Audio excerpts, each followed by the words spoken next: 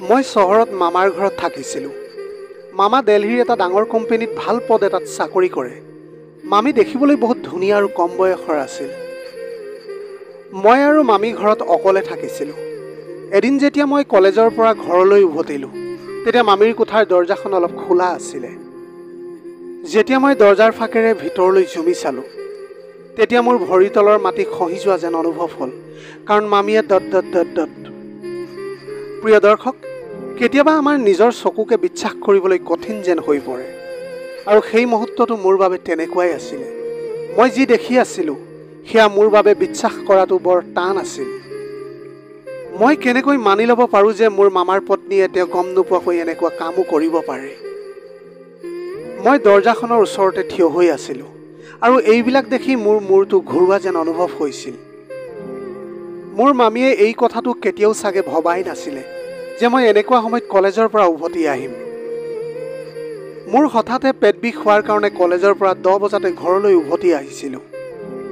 কিন্তু মই সপোনতো ভবা নাছিলোঁ যে ঘৰলৈ আহি এই দৃশ্য দেখিম। মোৰ সেইগৰাকী মামী, যাক লৈ মই গৌৰৱ অনুভৱ কৰিছিলোঁ, আৰু মোৰো ইচ্ছা আছিলে যে মোৰ পত্নীও যাতে মোৰ মামীৰ দৰে হয়। সেই সকলো ভুল ধাৰণা এটা পলকতে ভাঙি চুৰমাৰ হৈ গ'ল। মই লাহে লাহে তাৰ পৰা আঁতৰি আহিছিলোঁ। সেইবাবে মই বিচৰা নাছিলোঁ যে মোৰ উপস্থিতি মামীয়ে অনুভৱ কৰক, আৰু আমাৰ মাজৰ যি সম্পৰ্ক সেয়া শেষ হৈ যাওক। নহ'লে হয়তো আমি ইজনে সিজনৰ চকুলৈ কেতিয়াও চাব নোৱাৰিলোহেঁতেন। মই ঘৰৰ পৰা ওলাই বাহিৰলৈ গ'লোঁ। মোৰ চকুৰ সন্মুখত মাত্ৰ সেই দৃশ্যকে ভাহি থাকিবলৈ ধৰিলে, যিটো মই মামীৰ কোঠাৰ ভিতৰত দেখিছিলোঁ। মোৰ মামীয়ে কোঠাৰ ভিতৰত যিটো ৰূপত আছিলে, সেয়া ক'বলৈও মোৰ লাজ লাগে। কোনো এজন সন্মানীয় পুৰুষে কেতিয়াও এইটো সহ্য কৰিব নোৱাৰে যে তেওঁৰ ঘৰৰ বা পৰিয়ালৰ কোনো মহিলাই এনেকৈ পৰিয়ালৰ সন্মানক মাটিৰ লগত মিহলি কৰি দিয়াটো। কোনো এজন সন্মানীয় পুৰুষে কেতিয়াও এইটো সহ্য কৰিব নোৱাৰে যে তেওঁৰ ঘৰৰ বা পৰিয়ালৰ কোনো মহিলাই এনেকৈ পৰিয়ালৰ সন্মানক মাটিৰ লগত মিহলি কৰি দিয়াটো। মোৰ মামীৰ লগত থকা 4 মাহ হ'বলৈ হৈছিলে, কিন্তু এই 4 মাহত মোৰ কেতিয়াও এই কথাটোৰ অনুভৱ হোৱা নাছিলে যে মোৰ মামীৰ অন্তৰত কি চলি আছে। দেখাত ইমান এগৰাকী সহজ সৰল মামীয়েতো আজি সকলো সীমা চেৰাই গৈছিলে। এয়া জানি আপোনালোকৰো গাৰ নোম শিয়ৰি উঠিব যে মোৰ মামীয়ে স্বামীৰ অনুপস্থিত কি কৰি আছিলে। মোৰ নাম সুৰেশ। মোৰ জীৱনত এনেকুৱা এটা সময় আহিলে যে শিক্ষা গ্ৰহণৰ কাৰণে গাঁও এৰি চহৰলৈ যাবলগীয়া হ'ল। আমাৰ ঘৰৰ আৰ্থিক অৱস্থা বহুত বেয়া আছিলে যে মই চহৰৰ ভাড়াঘৰত থাকি পঢ়িব পাৰিম। সেয়েহে মই পঢ়াৰ লগতে সৰু সুৰা কামো কৰিবলৈ আৰম্ভ কৰি দিছিলোঁ। এই চহৰতে মোৰ মামা এজনো থাকিছিল, কিন্তু মই তেওঁৰ ঘৰত থাকিবলৈ বিচৰা নাছিলোঁ, কাৰণ তেওঁ বিয়াৰ মাত্ৰ 2 মাহ হৈছিল, আৰু 10-15 দিনৰ পাছতে নিজৰ কামৰ বাবে তেওঁ দিল্লীলৈ যাব। কিন্তু যেতিয়াই মামাই গম পালে যে মই কলেজত পঢ়াৰ কাৰণে চহৰলৈ আহিছোঁ আৰু তেওঁক লগ কৰিবলৈ বিচৰা নাই, তেতিয়া তেওঁ মোক ফোন কৰি বহুত কথা শুনালে আৰু বহুত খঙো কৰিলে। মই ভয়ে ভয়ে মামাক ক'লোঁ যে কেইদিনমান আগতে তেওঁৰ বিয়া হৈছে, সেইকাৰণে মই তেওঁলোকৰ ঘৰলৈ যোৱা নাই। মই গ'লে তেওঁলোকৰ কিবা অসুবিধা হ'ব পাৰে বুলি। এই কথা শুনি মামাই মোক ক'লে যে তোমাৰ মামী বহুত ভাল আৰু বহুত মৰমীয়াল। তুমি যেতিয়া আমাৰ ঘৰলৈ এবাৰ আহিবা তেতিয়াহে তুমি গম পাবা। মামাৰ খং দেখি মই তেওঁৰ ঘৰলৈ আহিলোঁ। মই প্ৰথমবাৰৰ বাবে মামীক লগ পাইছিলোঁ, কাৰণ যেতিয়া তেওঁলোকৰ বিয়া হৈছিলে তেতিয়া মোৰ পৰীক্ষা চলি আছিলে। সেয়েহে মই তেওঁৰ বিয়ালৈ যাব নোৱাৰিলোঁ। মামীক লগ পাই মই বহুত আচৰিত হৈ গৈছিলোঁ, আৰু তেওঁ মামাতকৈ বয়সত 8 বছৰমান সৰু আৰু বহুত ধুনীয়া ছোৱালী আছিল। হয়তো এই সকলো মামাৰ পইচাৰ যাদু আছিলে। মামীয়ে মোক বহুত মৰমেৰে সোধপোছ কৰিলে আৰু ক'লে, সুৰেশ, এইটোতো বহুত বেয়া কথা হৈছে যে ইয়াতে তোমাৰ নিজৰ মামা এজন থাকোঁতে বেলেগৰ ভাড়া ৰুমত কিয় তুমি থাকিবলগীয়া হৈছে। কালিয়ে তোমাৰ সকলো বয় বস্তু লৈ আহা আৰু আমাৰ ঘৰতে থাকিবা। এতিয়াও তোমাৰ মামা যাবলৈ 10-12 দিন বাকী আছে, আৰু তোমাৰ মামা যোৱাৰ পিছত এই ঘৰটোত তুমিয়েই থাকিব লাগিব। তুমিয়েই এই ঘৰটো চোৱা চিতা কৰিব লাগিব, আৰু তেনেকৈ ময়ো এজন সংগী পাই যাম। নহ'লে মইতো এইটোৱেই ভাবি আছিলোঁ যে তোমাৰ মামাৰ যোৱাৰ পিছত অকলে মই কেনেকৈ থাকিম। তেখেতৰ এনেকুৱা কথা শুনি মোৰ মনটো বহুত বেয়া লাগিলে। এনেকুৱা লাগিছিল যেন মোৰ তেওঁৰ লগত প্ৰথম সাক্ষাৎ নহয়। মামাও মোক বহুত জোৰ দি ক'বলৈ ধৰিলে যাতে মই আৰু ভাড়াঘৰত থকাৰ কথাই নকওঁ। মই বাধ্য হৈ পিছদিনাই মোৰ সকলো বস্তু লৈ মামাৰ ঘৰলৈ আহি গ'লোঁ। মই মামাৰ ঘৰত থাকি নিজৰ পঢ়াত ভালকৈ ধ্যান দিব পাৰিম। কিন্তু মই গমেই পোৱা নাছিলোঁ যে মোৰ এই সিদ্ধান্তই মোৰ জীৱনটো ঘূণীয়া কৰিবলৈ গৈ আছে। 10-12 দিন কেনেকৈ পাৰ হৈ গ'ল গমেই নাপালোঁ আৰু মামাৰো দিল্লী যোৱাৰ সময় আহি পালে। মামাক এয়াৰপৰ্টলৈ থ'বলৈ গ'লোঁ। তেতিয়া মামাই মোক সাৱটি ধৰি ক'লে যে মোৰ পত্নীক তোমাৰ হাতত গতাই যাবলৈ ওলাইছোঁ। তুমি তোমাৰ মামীৰ ভালকৈ যত্ন ল'বা আৰু নিজেও ভালকৈ পঢ়া-শুনা কৰিবা। মই মামাক কথা দিলোঁ যে মই মামীক কোনো ধৰণৰ অসুবিধা হ'বলৈ নিদিওঁ আৰু মামীৰ বহুত ভালকৈ যত্ন ল'ম। মামীও মোৰ লগত এয়াৰপৰ্টলৈকে গৈছিল। মামাক এৰি আমি ঘৰলৈ আহিছিলোঁ। তেতিয়া মামী বহুত খঙত থকা যেন লাগিছিল। অলপ সময়লৈকে তেওঁ নিজৰ কোঠাৰ ভিতৰতে সোমাই থাকিলে আৰু যেতিয়া ৰাতি হ'ল তেতিয়া তেওঁ কোঠাৰ পৰা বাহিৰলৈ ওলালে আৰু লগতে মোক ক'বলৈ ধৰিলে যে স্বামী যোৱাৰ দুখত মোৰ খোৱা বোৱাৰ কথা মই পাহৰিয়ে গৈছিলোঁ। মই মিচিকিয়াই হাঁহি মাৰি ক'লোঁ, মামী কোনো কথা নাই, মই জানো যে আপোনাৰ বহুত দুখ লাগিছে। মোৰ কথা শুনি তেওঁ ক'বলৈ ধৰিলে, মোৰ নাম ৰূপালী, তুমি মোক ৰূপালী বুলিয়েই মাতিবা। আমাৰ বয়সো প্ৰায় একেই, সেয়েহে তুমি মামী বুলি মাতিলে মোৰ ভাল নালাগে। কিন্তু মোৰ তেওঁক এনেকৈ নাম কাঢ়ি মাতিবলৈ ভাল লগা নাছিলে। মামা থকাৰ সময়ত মই কেতিয়াও তেওঁক তেনেকৈ মতা নাই। তেনেস্থলত মামা যোৱাৰ লগে লগে মই কেনেকৈ তেওঁক নাম কাঢ়ি মাতিব পাৰোঁ। কিন্তু বাৰে বাৰে মামীয়ে কয় যে সুৰেশ, তুমি মোক ৰূপালী বুলিয়েই মাতিবা। বাৰে বাৰে কোৱাৰ পিছত মই তেওঁক ৰূপালী বুলি মাতিবলৈ আৰম্ভ কৰিলোঁ। তেওঁৰ আচাৰ ব্যৱহাৰো বহুত ভাল আছিল। তেওঁ মোৰ এনেদৰে ধ্যান ৰাখিছিলে যে মোৰ কোনো বস্তুৰ অভাৱ হ'বলৈ দিয়া নাছিল। তেওঁ মোৰ উঠা বহা খোৱা লোৱা সকলো ৰূপালীৰ লগতে হৈছিল। মই কলেজৰ পৰা অহালৈকে মোৰ বাবে তেওঁ ৰৈ আছিলে আৰু তাৰপিছত মোৰ লগত একেলগে বহি ভাত খাইছিলে। কেতিয়াবা কেতিয়াবা মামাৰ ফোন আহিলে আমি দুয়োটাই একেলগে বহি থাকোঁ আৰু তেওঁ মোৰ সন্মুখতে মামাৰ লগত সকলো ধৰণৰ কথা পাতিছিলে আৰু মোৰ লগতো মামাক কথা পতাই দিছিলে। মই থকাৰ কাৰণে মামা একেবাৰে নিশ্চিন্ত আছিলে যে তেওঁ পত্নী অকলে থকা নাই। মামী ক'ৰবালৈ ওলাই যাবলগীয়া হ'লে তেওঁ মোৰ লগতে যায়, বজাৰ কৰিবলৈও মোৰ লগতেই যায়। যিমানে দিন পাৰ হৈ গৈ থাকিলে আমি ইজনে সিজনৰ বহুত অন্তৰংগ হৈ পৰিলোঁ। মামীৰ চাল চলন চিন্তাধাৰা এনেকুৱা আছিলে যে মই কেতিয়াবা কেতিয়াবা আচৰিত হৈ গৈছিলোঁ। মই বুজি পোৱা নাছিলোঁ যে তেওঁ মামাৰ দৰে এজন মানুহৰ লগত কেনেকৈ বিয়া হ'ল। না তেওঁ মামাৰ বয়সৰ আছিলে, না তেওঁৰ চাল চলন মামাৰ দৰে আছিলে। চাবলৈ গ'লে তেওঁলোক দুয়োজনৰ কোনো ফালৰ পৰা মিল নাছিলে। মামা দিল্লীলৈ যোৱা এমাহমানে হৈ গৈছিলে আৰু এনেকৈ এমাহৰ ভিতৰত ৰূপালী আৰু মই বহুত ওচৰ চাপি গৈছিলোঁ। এদিন মোৰ কলেজৰ দুজনমান বন্ধু কিবা কামত ঘৰলৈ আহিলে আৰু তেতিয়া ৰূপালীক দেখি তেওঁলোক আচৰিত হৈ গৈছিল। মই তেওঁলোকক ক'লোঁ যে এয়া ৰূপালী মোৰ মামী, কিন্তু তেওঁলোকে একেবাৰে বিশ্বাস কৰা নাছিলে। যেতিয়া ৰূপালীয়ে তেওঁলোকক চাহ দি ওলাই গ'ল তেতিয়া তেওঁলোকে ক'বলৈ ধৰিলে, আৰে ভাই, ইমান ধুনীয়া মামী এজনী থকাৰ পিছতো তোমাৰ মামা কেনেকৈ দিল্লীলৈ গৈছে?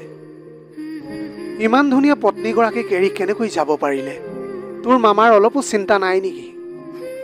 তেতিয়া মোৰ বন্ধুকেইজনৰ কথা শুনি মই তেওঁলোকক মনে মনে থাকিবলৈ ইংগিত দিলোঁ। তেতিয়া তেওঁলোকে লাহে লাহে কথা ক'বলৈ ধৰিলে। ইমান ধুনীয়া বোৱাৰী এজনী দেখিলে যিকোনো পুৰুষে তেওঁৰ প্ৰেমিক হৈ যাব। মোৰ বন্ধুকেইজন যেন মোৰ মামীৰ প্ৰেমতহে পৰি গ'ল। মই তেওঁলোকৰ কথা ধেমালিতে উৰুৱাই দিছিলোঁ। ৰাতি মোৰ পানী পিয়াহ লাগিলে আৰু মই উঠি গৈ পাকঘৰলৈ পানী নিবলৈ আহিছিলোঁ। কিন্তু পাকঘৰলৈ আহি দেখিলোঁ যে ৰূপালীয়ে পাকঘৰত চাহ বনাই আছে। তেওঁৰ চুলিকচা মেলি থোৱা আছিলে। এই দুভাগ ৰাতি তেওঁ পাকঘৰত চাহ বনাই আছিলে। সেয়া দেখি মোৰ মনটো উত্ৰাৱল হৈ উঠিল। ময়ো এজন 22 বছৰীয়া ডেকা আছিলোঁ, যাৰ অন্তৰ কামনাৰে ভৰি আছিল। ৰূপালীৰ মোৰ উপস্থিতি অনুভৱ হ'ল আৰু তেওঁ মোৰ ফালে ঘূৰি চালে। মিচিকিয়াই হাঁহি মোক ক'বলৈ ধৰিলে, কি হ'ল সুৰেশ? এতিয়ালৈকে তুমি শুৱাই নাই যে? মই লগে লগে মোৰ চকু তললৈ কৰিলোঁ।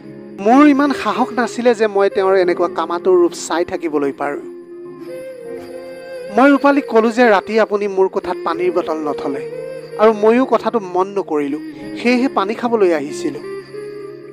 হঠাতে ৰূপালী মোৰ ওচৰ চাপি আহিলে আৰু মই নিথৰ হৈ পৰিলোঁ। তেওঁৰ শৰীৰৰ পৰা পাৰফিউমৰ সুগন্ধি আহি আছিলে। তাৰ পিছতে ৰূপালীয়ে মোৰ হাতৰ পৰা খালীৰ পানীৰ বটলটো ল'লে আৰু পানী ভৰাই মোৰ হাতত তুলি দিলে। সেয়েহে মই তৎক্ষণাত মোৰ কোঠাৰ ভিতৰলৈ গৈ দৰজাখন বন্ধ কৰি দিলোঁ। যদি মই আৰু অলপ দেৰি তেওঁৰ ওচৰত থাকিলোঁ হয়, তেন্তে হয়তো ময়ো চাগে কিবা এটা ভুল কৰি পেলালোহেঁতেন। এই কথাটো ভাবি মোৰ বুকুখন বৰকৈ কঁপিবলৈ ধৰিছিলে যে মোৰ সলনি হোৱা মনোভাৱটোৰ কথা ৰূপালীয়ে গম পালে নেকি বুলি। যদি তেওঁ যিকোনো এনেকুৱা কথা গম পাই যায়, তেন্তে সদায়ৰ কাৰণে মই তেওঁৰ চকুত নীচ হৈ পৰিম। মোৰ বাৰে বাৰে এই কথাটো মনলৈ আহি আছিলে যে ৰূপালী মোৰ মামী আৰু মই তেওঁৰ বিষয়ে এনেকৈ ভবাটো উচিত নহয়। মোৰ মনৰ ভিতৰত বহুত কথাই খেলি মেলি লগাবলৈ ধৰিলে। কেতিয়াবা যদি মোৰ মামাৰ কথা মনলৈ আহে, তেন্তে কেতিয়াবা মামীৰ সেই কামনা ভৰা চাৱনীৰ কথা মনলৈ আহে। তেনেকৈ মোৰ পৰীক্ষাৰ ওচৰ চাপি আহিছিলে আৰু মই নিজকে ৰূপালীৰ পৰা আঁতৰাই পঢ়াত মন দিছিলোঁ। সেই নিশাৰ পৰা মই ৰূপালীৰ পৰা নিজকে বহুত দূৰলৈ আনিছিলোঁ। মোৰ বন্ধু এজন প্ৰায় পঢ়িবলৈ আমাৰ ঘৰলৈ আহিছিলে। তেনেকৈ ৰূপালীও আহি আমাৰ লগতে বহিছিলে আৰু বহুত কথা বতৰা পাতিছিলোঁ আমি। তাই বহুত নিসংগতাৰ চিকাৰ হৈছিল। কেতিয়াবা কেতিয়াবা মোৰ মামাৰ ওপৰত বহুত খং উঠে যে তেওঁ ৰূপালীক নিজৰ লগত লৈ যাব লাগে বা তেওঁ ইয়াতে কিবা কাম আৰম্ভ কৰিব লাগে। নিজৰ পত্নীগৰাকীক এনেকৈ অকলশৰীয়া কৰি এৰি যোৱাটো ভাল কথা নে বাৰু? কিন্তু মামাৰ দিল্লীৰ চাকৰিটোৰ বহুত প্ৰয়োজন আছিলে। মামায়েও অকলে দিল্লীত থকা বহুত বছৰে পাৰ হৈ গৈছিলে। ঘৰলৈ আহি চলাটো তেওঁৰ কাৰণে সম্ভৱ নাছিলে। যেতিয়াই মোৰ বন্ধুকেইজন পঢ়িবলৈ আমাৰ ঘৰলৈ আহিছিল, তেতিয়াই ৰূপালীৰ লগত খুব হাঁহি ধেমালি কৰিছিল। মোৰ বন্ধুকেইজনৰ মামীৰ লগত বহুত ভাল সম্পৰ্ক গঢ়ি উঠিছিল। মামীয়ে নিজেই মোৰ বন্ধুকেইজনক কৈ দিছিলে যে তেওঁলোকে ইয়ালৈ আহি পঢ়িব লাগে, তেতিয়া তেওঁৰ মনটোও ভাল লাগিব। আমাৰ পৰীক্ষাৰ প্ৰস্তুতিও আৰম্ভ হৈ গৈছিলে আৰু কলেজত ক্লাছো বহুত দেৰিলৈকে হৈ আছিলে। মই লগাতকৈ বেছিকৈ ব্যস্ত হৈ গৈছিলোঁ। ৰূপালীয়ে প্ৰায় এই কথাটোত আপত্তি কৰিছিলে যে মই আগৰ দৰে তেওঁৰ লগত কথা নাপাতোঁ, তেওঁক বাহিৰলৈ ফুৰাবলৈ নিনিওঁ। ৰূপালীক মই কথা দিছিলোঁ যে পৰীক্ষাৰ পিছত মই তেওঁক শ্বপিং কৰাবলৈ লৈ যাম। তাৰ পিছত এদিন ৰূপালীৰ খং দূৰ কৰিবলৈ মই বাহিৰৰ পৰাই ৰাতিৰ আহাৰ লৈ আহিছিলোঁ আৰু আমি দুয়ো একেলগে বহি আহাৰ খালোঁ আৰু তেনেকৈ বহু সময় ধৰি কথা পাতিলোঁ। সেইদিনা ৰাতি মই পঢ়িবলৈও নবহিলোঁ আৰু সোনকালেই শুই গৈছিলোঁ। ৰাতিপুৱা মই কলেজলৈ যাব আছিলে, সেয়েহে মই সোনকালেই গা পা ধুই কলেজলৈ গুচি গ'লোঁ। কিন্তু বাহিৰৰ খানা খোৱাৰ বাবে মোৰ গা বেয়া হৈ গৈছিল। মোৰ বহুত পেটত বিষ হ'বলৈ ধৰিছিল। মোৰ হোটেলৰ খানা খোৱাৰ অভ্যাস নাছিলে। বাহিৰৰ খানা মোৰ কেতিয়াও হজম নহৈছিল। যেতিয়া প্ৰায় 10 মান বজাত মোৰ গা বেছি বেয়া হ'বলৈ ধৰিলে, তেতিয়া মই ছুটী লৈ ঘৰলৈ যাবলৈ লৈছিলোঁ যাতে মই সোনকালে ঠিক হৈ যাওঁ। কাৰণ মোৰ পৰীক্ষা একেবাৰে ওচৰ চাপি আহিছিলে। কিন্তু মই কি জানিছিলোঁ যে ঘৰলৈ গৈ মই এনেকুৱা এটা দৃশ্য দেখিবলৈ পাম, যিটো দেখি মোৰ নিজৰ ভৰিৰ ওপৰতে থিয় হৈ থকাৰ ক্ষমতা নাথাকিব। মই সচৰাচৰ মোৰ বন্ধু এজনৰ বাইকেৰে কলেজলৈ যাওঁ, কিন্তু আজি সি ছুটীত আছিলে। সেইকাৰণে মই বাছৰ ঠেলা হেঁচা খাই ঘৰলৈ আহিবলগীয়া হ'ল। যদি সি থাকিলেহেঁতেন তেন্তে মোৰ তেনেকুৱা একো অসুবিধাৰ সৃষ্টি নহ'লহেঁতেন। মোৰ লগত ঘৰৰ চাবি আছিলে, সেইকাৰণে মই ঘৰৰ দৰ্জা খুলি লাহেকৈ ঘৰৰ ভিতৰলৈ আহি গ'লোঁ। কাৰণ মই ভাবিছিলোঁ যে এইটো সময়ত ৰূপালী মামী শুই থাকিব পাৰে। কিন্তু যেতিয়াই মই ৰূপালীৰ দৰ্জাৰ ওচৰ পালোঁ, তেতিয়া মই আচৰিত হৈ গ'লোঁ। তেওঁৰ কোঠাৰ দৰ্জাখন অলপ খোলা আছিলে আৰু যেতিয়া মই দৰ্জাৰ ওচৰলৈ গৈ ভিতৰলৈ জুমি চালোঁ, তেতিয়া এনেকুৱা লাগিলে যে মোৰ মূৰৰ ওপৰত আকাশখন খহি পৰিছে। তেতিয়া তেওঁক দেখিতো মোৰ বহুত খং উঠিবলৈ ধৰিলে। কাৰণ তেওঁ অকলে নাছিলে, বৰঞ্চ তেওঁৰ লগত মোৰ সকলোতকৈ ভাল বন্ধুজন আছিলে। কাৰণ তাৰ আজি ছুটী আছিলে, সেয়েহে সি আজি কলেজলৈ যোৱা নাছিলে। সেই সময়ত তাৰ উপস্থিতিয়ে মোক কঁপাই তুলিছিলে আৰু তাৰ উপৰিও ৰূপালীৰ সকলো সত্যতা মোৰ চকুৰ সন্মুখত আহি পৰিছিল। তেওঁলোকে দুয়োজনে মনে মনে যি খেল খেলি আছিলে তাৰ বিষয়েতো মই ভাবিবই পৰা নাছিলোঁ। ৰূপালীয়ে তেতিয়া হাঁহি হাঁহি কৈ আছিলে, তোমাৰ বন্ধুজন কিন্তু সঁচাকৈয়ে নপুংসক দেই। বহুতবাৰ মই তাক মোৰ ফালে আকৰ্ষণ কৰিবলৈ ইংগিত দিছিলোঁ, কিন্তু মোৰ সৌন্দৰ্য যেন তাৰ কাৰণে একোৱেই নহয়। তাৰ পিছত পাৰ হৈ যোৱা প্ৰতিটো দিনেই মোক প্ৰমাণ কৰি দিলে যে সি সঁচাকৈয়ে নপুংসক। মই সদায় তাক ইংগিত দিবলৈ চেষ্টা কৰিছিলোঁ, কিন্তু সি মোৰ ফালে এবাৰো মূৰ তুলিয়েই নাচায়। তেতিয়া মোৰ বন্ধুজনে হাঁহি হাঁহি ক'বলৈ ধৰিলে, কোনো কথা নাই ৰূপালী, তুমি এতিয়া মোক পালা। এতিয়া মই তোমাৰ সকলো দুখ দূৰ কৰিম, তোমাৰ সকলো ইচ্ছা পূৰণ কৰিম, ৰূপালীয়ে ক'বলৈ ধৰিলে। এওঁলোক মোমাইক ভাগিনীয়েক দুইটা সঁচাকৈ নপুংসক দেই। এজনে মোক অকলশৰীয়া কৰি এৰি থৈ গৈছে আৰু ইজনক নিসংগতাৰ মাজত পালোঁ, সিও মোক গুৰুত্ব নিদিলে। মই কেনেকৈ এনেকৈ নিসংগতাৰ জীৱন কটাম? মোৰ স্বামীয়ে ভাবে তেওঁ মোলৈ বহুত পইচা পঠিয়ায় আৰু চিৰদিনৰ কাৰণে তেওঁক এনেকৈ বান্ধি ৰাখিব পাৰিম। তেওঁৰ এই কথাটো উপলব্ধিয়েই নাই যে মোৰ অকল তেওঁৰ পইচাৰ নহয়, মোক তেওঁৰো প্ৰয়োজন। মই হাজাৰবাৰ ৰখোৱাৰ পিছতো তেওঁ মোক এৰি গুচি গ'ল। তেন্তে মই কিয় বেলেগ ৰাস্তা নিবিচাৰিম? ৰূপালীয়ে খোলাখুলিকৈ নিজৰ কথা মোৰ সন্মুখত ৰাখিলে। মই ঘৰৰ পৰা ওলাই আহিছিলোঁ, কাৰণ আজি যদি মই তেওঁৰ সন্মুখলৈ গ'লোহেঁতেন তেন্তে হয়তো আৰু একো সম্পৰ্কই বাকী নাথাকিলেহেঁতেন। মই ফুটপাথত বহি ভাবি আছিলোঁ যে আচলতে হয়তো তেওঁক নিসংগতাই মাৰি পেলাব। সেইকাৰণে মামা, আপুনি তেওঁক আপোনাৰ ওচৰলৈ লৈ যাওক। মোৰ কথা শুনি মামাই ক'বলৈ ধৰিলে, মোৰ কাৰণেও অকলে থকাটো বৰ কঠিন হৈ পৰিছে। সেইকাৰণে মই নিজেই অহা সপ্তাহত একেবাৰৰ কাৰণে ঘৰলৈ গৈ আছোঁ আৰু ৰূপালীক এটা ছাৰপ্ৰাইজ দিবলৈ বিচাৰিছোঁ। সেইকাৰণে মই তেওঁক এই কথাটো কোৱা নাই। মামাৰ কথা শুনি মোৰ চিন্তা দূৰ হৈছিল। মই আকৌ মোৰ ভাড়া ৰুমলৈ যোৱাৰ কথা ক'লোঁ আৰু মোৰ সকলো বস্তু বেগত ভৰালোঁ। মোৰ মামীয়ে মোক মৰমেৰে এই কাৰণেই থাকিবলৈ কৈছিলে, কাৰণ তেওঁ মোৰ লাভ ল'বলৈ বিচাৰিছিলে। যেতিয়া মই তেওঁৰ কামত নাহিলোঁ তেতিয়া তেওঁৰ মোৰ বন্ধুজনকে চিকাৰ বনাইছিল নিজৰ কামনা পূৰণ কৰিবলৈ। মোৰ বিশ্বাস আছিল যে মামা ঘৰলৈ অহাৰ পিছত মামীয়ে আৰু তেনেকুৱা কাম কেতিয়াও নকৰে। মই কেতিয়াও বিচৰা নাছিলোঁ যে তেওঁলোকৰ সম্পৰ্কটো ভাগি যাওক, কাৰণ ভুল দুয়োজনৰ ফালৰ পৰাই হৈছিলে। সেইকাৰণে সকলো সত্য কথা মোৰ অন্তৰত লুকুৱাই ৰাখিলোঁ আৰু মামা অহাৰ লগে লগে মই নীৰৱে মোৰ ৰুমত থাকিবলৈ গুচি গ'লোঁ। প্ৰিয় দৰ্শক, আপোনালোকে কি ভাবে? মামীয়ে মামাক বিশ্বাসঘাতকতা কৰি ভাল কৰিলে নে বেয়া কৰিলে? আপোনালোকে কমেণ্ট বক্সত আপোনালোকৰ মতামত জনাব বুলি আশা ৰাখিলোঁ। আজিৰ ভিডিঅ'টি কেনেকুৱা লাগিলে জনাব। যদি ভাল লাগিল তেনেহ'লে লগৰ বন্ধু বান্ধৱীসকলৰ মাজত শ্বেয়াৰ কৰিবলৈ নাপাহৰিব। আপোনালোকৰ গোটেই জীৱনটো হাঁহিৰে উপচি পৰক।